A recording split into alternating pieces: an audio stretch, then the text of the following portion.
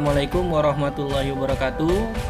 Baik, anak-anak kami sekalian, kita akan belajar PPKN pada pertemuan pertama di semester 1 ini. Oleh karena itu, diharapkan kalian dapat mengikuti pembelajaran dengan semangat dan salam sehat selalu untuk kita.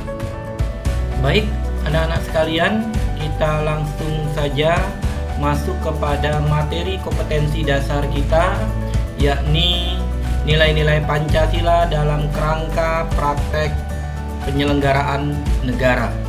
Nah, adapun tujuan pembelajaran kita adalah agar kalian selaku peserta didik dapat membiasakan sikap jujur, disiplin, tanggung jawab, peduli, kemudian sikap gotong royong, kerjasama dan toleransi dalam kehidupan berbangsa dan bernegara, dan mampu menganalisis makna sistem pembagian kekuasaan negara menurut Undang-Undang Dasar Negara Republik Indonesia tahun 1945. Nah, selanjutnya kalau kalian perhatikan, Bapak tampilkan peta konsep di sini ada 3 subbab.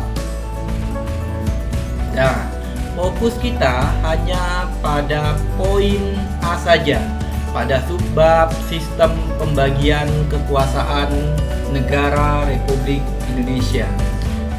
Nah, di dalam sistem pembagian kekuasaan negara Republik Indonesia ini ada 3 pokok bahasan yang kita bahas. Yang pertama adalah macam-macam kekuasaan negara menurut Montesquieu. Yang kedua, pembagian kekuasaan di Indonesia secara horizontal. Dan yang ketiga, pembagian kekuasaan di Indonesia secara vertikal. Kita akan mulai satu persatu. Nah, macam-macam kekuasaan negara menurut Montesquieu ada 3 kekuasaan. Akan tetapi sebelumnya Bapak akan menyampaikan terlebih dahulu bahwa tokoh bernama Montesquieu terkenal dengan teorinya trias politika atau teori pemisahan kekuasaan. Bapak ulangi lagi bahwa Montesquieu terkenal dengan teori atau konsepnya trias politika atau teori pemisahan kekuasaan, dan dikaitkan dengan negara kita, Negara Kesatuan Republik Indonesia. Buah pemikiran Montesquieu kita adopsi hanya pada sistem kelembagaan. Yang kita adopsi hanya fokus kepada sistem kelembagaan. Akan tetapi dari segi sistem tata kerja, kita tidak menerapkan pemisahan kekuasaan, melainkan pembagian kekuasaan. Bapak pikir bisa dimengerti ya? Oke, kita langsung lanjut. Apa itu kekuasaan legislatif? Adalah kekuasaan untuk membuat atau membentuk undang-undang. Apa itu kekuasaan eksekutif? Adalah kekuasaan untuk melaksanakan atau menjalankan undang-undang. Sedangkan kekuasaan yudikatif adalah kekuasaan untuk mempertahankan undang-undang, termasuk kekuasaan untuk mengadili setiap pelanggaran terhadap undang-undang.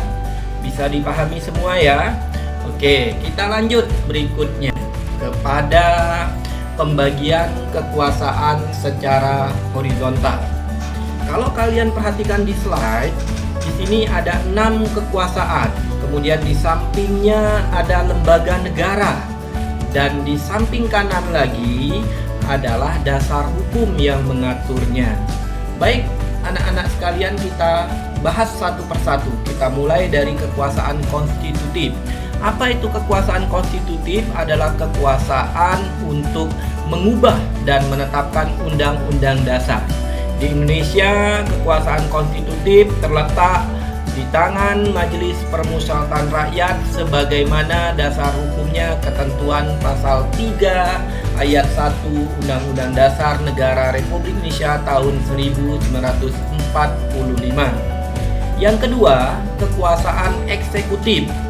Jadi cara mudah menghafal, ingat kata kunci EJA. E untuk eksekutif, JA menjalankan. Berarti eksekutif adalah lembaga yang menjalankan undang-undang.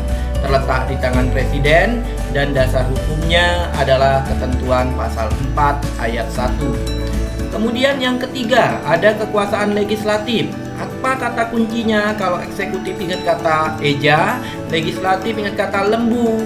Le untuk legislatif, bu membuat atau membentuk undang-undang. Jadi kekuasaan legislatif adalah kekuasaan untuk membentuk atau membuat undang-undang, terletak di tangan DPR, Dewan Perwakilan Rakyat.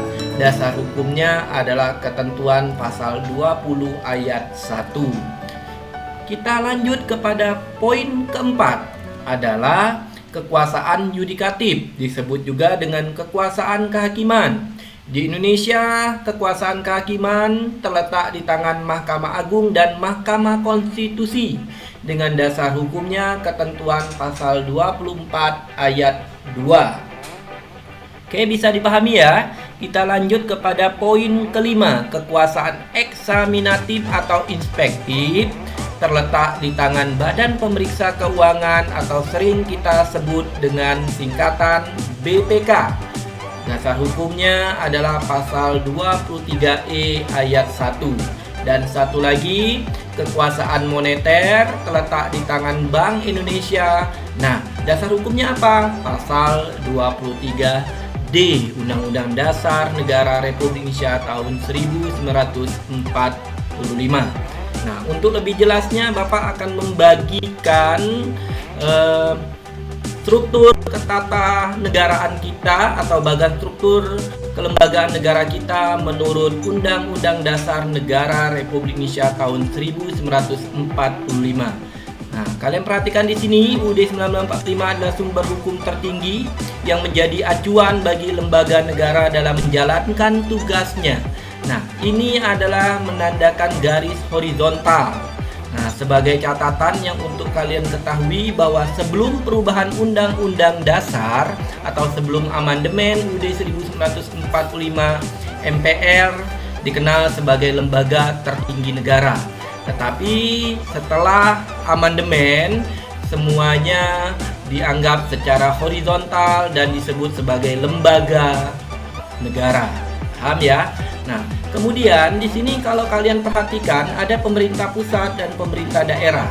Nah, inilah menjadi fokus bahasan kita, yakni kepada slide berikutnya, pembagian kekuasaan di Indonesia secara vertikal. Nah, pembagian kekuasaan secara vertikal merupakan pembagian kekuasaan berdasarkan tingkatannya, yaitu pembagian kekuasaan antara beberapa tingkatan pemerintahan. Dengan kata lain, pembagian kekuasaan secara vertikal muncul sebagai konsekuensi dari diterapkannya asas desentralisasi di Negara Kesatuan Republik Indonesia. Jadi di dalam Negara Kesatuan Republik Indonesia ada dua sistem. Ada sistem sentralisasi dan sistem desentralisasi. Nah, desentralisasi inilah kita mengenal pelaksanaan otonomi daerah, yakni daerah diberikan kesempatan, keleluasaan untuk mengatur rumah tangganya sendiri sesuai dengan peraturan perundang-undangan yang berlaku, kecuali 5 urusan yang harus menjadi kewenangan pemerintah pusat alias tidak boleh diatur oleh pemerintah daerah, dan hal ini dituangkan dalam ketentuan pasal 18 ayat 5 Undang-Undang Dasar Negara Republik Indonesia tahun 1945. Apa saja itu? Ada 5.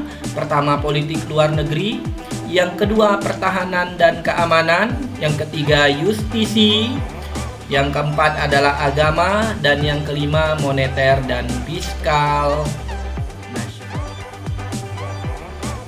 Baik, anak-anak sekalian, demikian pembelajaran kita pada hari ini. Semoga apa yang kita pelajari hari ini dapat kalian pahami dengan baik. Bapak akhiri pembelajaran kita pada hari ini dengan mengucapkan alhamdulillah. Bapak akhiri, wassalamualaikum warahmatullahi wabarakatuh.